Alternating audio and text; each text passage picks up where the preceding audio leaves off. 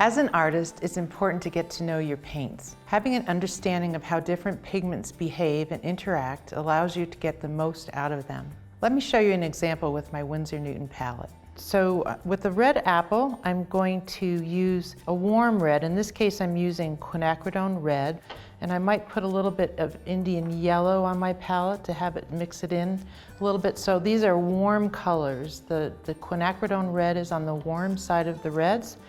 So I'm going to add a little glaze, add a little orange, a little yellow to that, and we'll start adding some color on this side. So the light source is over to my left. And I'm going to just bring a little bit more paint into that.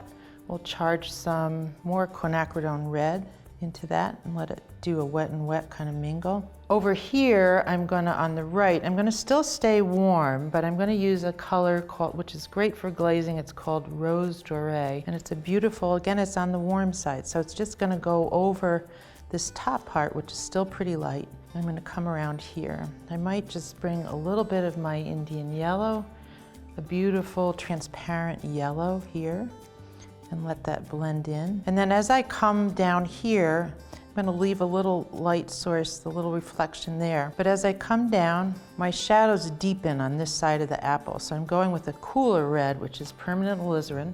And then I'm going to go quite cool. It's very dark here. Leave that little light there. So this is a beautiful color on the cool side red, but let's go even cooler with a Quinacridone Magenta, and this is now on the cool side, so let's charge that in, make that even cooler. And to develop my shadows, usually we think of blues and purples, pushing things away. And in the apple, so I'm going to mix a little bit of my reds with French ultramarine blue and create a purple. So down here where the shadow is quite dark, I'm just going to charge that purple right into my apple. And it's going to read like it's going to help us define the roundness of that apple and what's in shadow and what's not. So that's just going to mingle in and connect. Let me take that same purple and start building the shadows on this lemon. So if we use the same principle of warm coming close to us and purple and gray and blue away, let's see what happens with the lemon. So I'm going to take that same purple I used on the apple, and I'm going to use it on the lemon and just paint in a quick shadow here.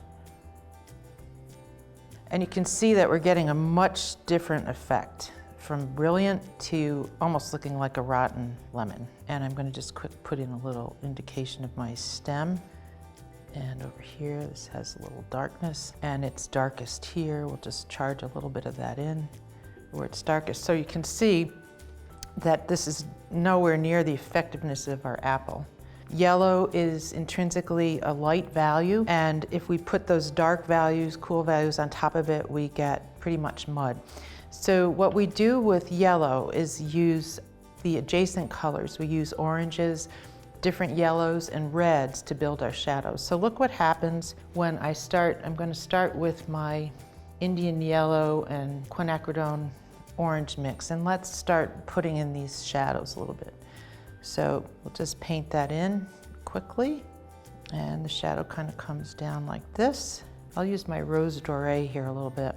Charge a little bit of that in where it's darkest, a little bit here. And here I'll just go over this with the lighter areas with an Oriole yellow, which is a beautiful, cool yellow. Okay, go over that a little bit too. And go ahead and put in our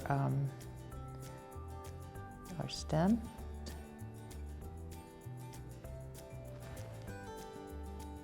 So we could continue to build this, but you can see from this example that we would want to do so with warm colors on yellow, not the typical blues and grays. So that's the unique nature of yellow. And I think this gives you a good example of how important it is to understand your paints.